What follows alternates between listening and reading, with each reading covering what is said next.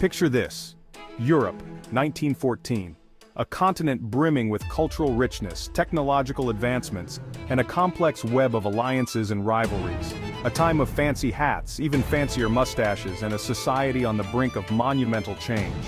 The fashion was impeccable, but beneath the surface, tension simmered, and enough political tension to power a small city. The leaders of Europe were like chess players, each move calculated, each alliance a potential checkmate. Everyone was itching for a fight, like that one friend who always wants to start an argument in a group chat. National pride and old grudges were the fuel, and the spark was just around the corner. Then, Archduke Franz Ferdinand, heir to the Austro-Hungarian throne, decided to visit Sarajevo. Bad idea, Franz. His visit was meant to be a show of strength and unity, but it turned out to be anything but. On June 28, 1914, Gavrilo Princip, a Serbian nationalist with really bad timing, assassinated the Archduke and his wife. This act of violence was the match that ignited the powder keg. It was like someone had just thrown a lit match into a fireworks factory. The explosion was inevitable and the consequences were catastrophic. Boom! World War I officially began. The world watched in shock as the dominoes began to fall, one by one.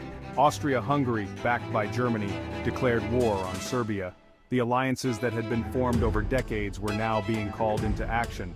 Serbia, buddies with Russia, called in their giant friend for backup. Russia, eager to assert its influence, mobilized its forces.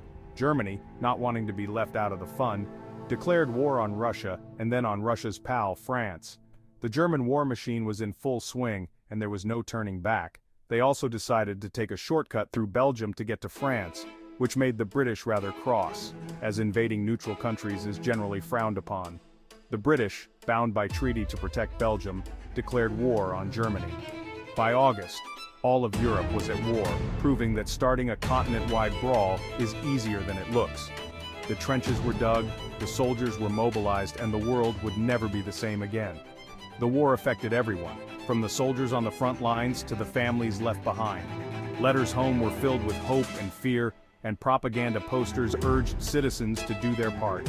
On the home front, women took on roles traditionally held by men, working in factories and keeping the economy going. Children collected scrap metal, and everyone dealt with rationing and shortages. The battlefield was a hellscape of mud, blood, and barbed wire. No man's land was a deadly expanse, and every inch of ground was fought over with ferocity. The war also saw the introduction of new technologies and weapons. Tanks rumbled across the battlefield, airplanes took to the skies, and chemical warfare introduced a new level of horror. The cost of the war was staggering. Millions of lives were lost, and entire generations were scarred. War memorials and cemeteries stand as somber reminders of the conflict. The war finally ended with the signing of the Treaty of Versailles in 1919. The world leaders hoped to create a lasting peace, but the seeds of future conflicts were already sown. Today, Europe stands as a testament to the resilience of nations. The European Union and various peace initiatives remind us of the importance of unity and cooperation. As we look back on the events of 1914, we are reminded of the fragility of peace and the devastating consequences of war. History teaches us valuable lessons, and it is up to us to learn from them. By remembering the past, we honor those who sacrificed and strive to build a better future. Let us never forget the spark that lit the powder keg and the lessons it taught us. The thing about Europe is, it's basically one big, dysfunctional family reunion. All the major players were related somehow. King George V of England, Tsar Nicholas II of Russia, and Kaiser Wilhelm II of Germany were all cousins. You'd think they'd be closer, considering they were fighting over who had the biggest navy and the fanciest hats. But I guess family therapy wasn't really a thing back then. So instead of figuring things out like adults, they decided to throw millions of men at the problem. Because nothing says I love you, because like a strongly worded telegram and a declaration of war. The war quickly devolved into a stalemate. On the Western Front, a 400-mile trench system snaked across France and Belgium. It was basically a giant muddy ditch where soldiers on both sides hunkered down and waited for something to happen. Spoiler alert, nothing much happened except for the occasional artillery barrage and the constant threat of trench foot, which was a real nightmare. Imagine the worst camping trip of your life now. Picture it in a place where the ground is perpetually muddy, the air is thick with the smell of decay, and the only shelter you have is a narrow, waterlogged trench. This was the daily reality for soldiers during World War I. Now, multiply that by 1,000, add rats the size of small dogs, and you'll have a pretty good idea of what life was like in the trenches. These rats weren't just a nuisance, they were a constant gnawing presence, feeding on the remains of fallen soldiers and spreading disease. The food was terrible, often consisting of stale bread and canned meat that was barely edible. The smell was even worse, a mix of unwashed bodies, rotting food, and the ever-present stench of death. The only entertainment was writing letters home, a small comfort in the hope that someone somewhere was thinking of you. And all the while you had to keep your head down, praying you wouldn't get blown up by an artillery shell. On the plus side, there were no social media influencers to contend with, so there's that. But life in the trenches was a constant battle against boredom, disease, and the occasional enemy attack. The monotony was broken only by the terror of sudden bombardments or the dread of going over the top into no man's land. Soldiers on both sides developed their own slang and rituals to cope with the horrors they witnessed. Trench foot, a painful condition caused by prolonged exposure to damp and unsanitary conditions, was a common affliction. Conversations often revolved around the next meal, the next letter from home, or the next chance to rest. Despite the grim conditions, there were moments of unexpected humanity. They even had a Christmas truce in 1914, where soldiers from both sides sang carols, exchanged gifts, and played football in no man's land. It was a brief moment of peace and camaraderie, a reminder that even in the darkest of times, the human spirit can shine through. This truce was a rare and fleeting respite from the relentless violence, proving that even in the midst of all the madness, people just want to eat cookies and kick a ball around. It was a testament to the resilience and humanity of those who endured the unimaginable hardships of trench warfare. The trenches were a world unto themselves, a place where the normal rules of society didn't apply. Soldiers had to rely on each other for survival, forming bonds that would last a lifetime. They shared everything, from food and water to stories and fears. In the face of constant danger, these men found strength in their camaraderie and a sense of purpose in their shared struggle. The experience of trench warfare left an indelible mark on those who lived through it. It was a brutal, dehumanizing ordeal that tested the limits of human endurance, yet it also revealed the capacity for resilience, bravery, and compassion in the most unlikely of places. The trenches were the original man caves, but there was nothing fun about them. They were a testament to the horrors of war and the enduring strength of the human spirit. Section 4. The technology of war, because pigeons can only do so much. World War I was a showcase for new and terrifying technologies that changed warfare forever. Machine guns, tanks, airplanes, poison gas. It was like a steampunk convention gone horribly wrong. The machine gun, for example, could mow down hundreds of men in minutes, making charging across no man's land about as effective as running through an airport security scanner naked. You're not going to achieve your objective, and everyone's going to be uncomfortable and miserable. Then there were the airplanes. At first, they were mainly used for reconnaissance, which is a fancy word for spying from the sky. But it wasn't long before pilots started carrying bombs and machine guns, turning the skies into another battleground.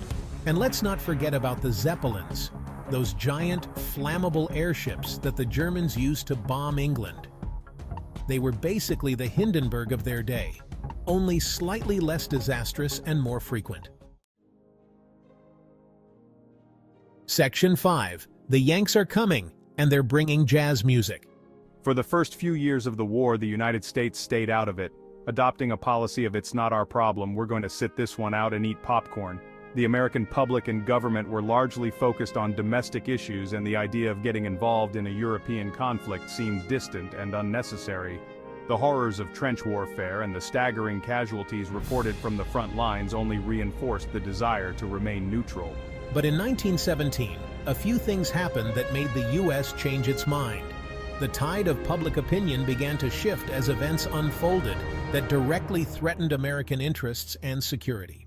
First, there was the sinking of the Lusitania, a British passenger ship that was torpedoed by a German U-boat. This event shocked the world and brought the war to America's doorstep.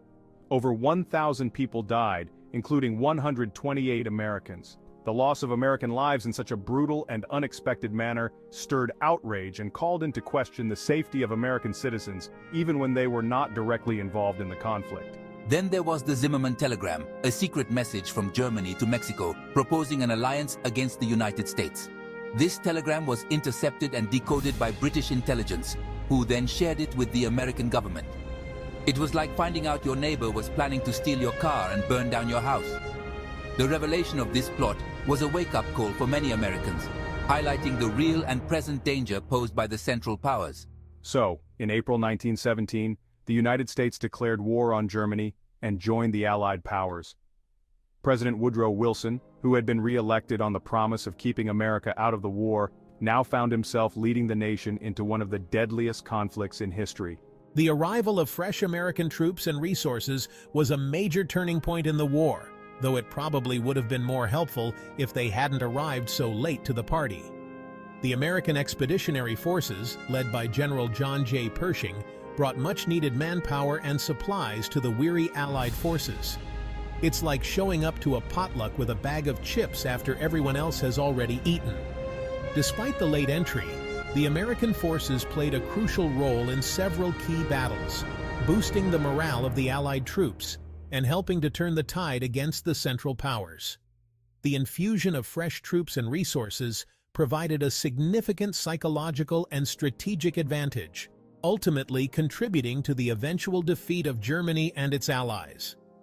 Along with their military might, the American soldiers brought with them a piece of home that would leave a lasting impact on European culture: jazz music. This new and vibrant musical style quickly caught on with both soldiers and civilians, providing a much-needed escape from the grim realities of war.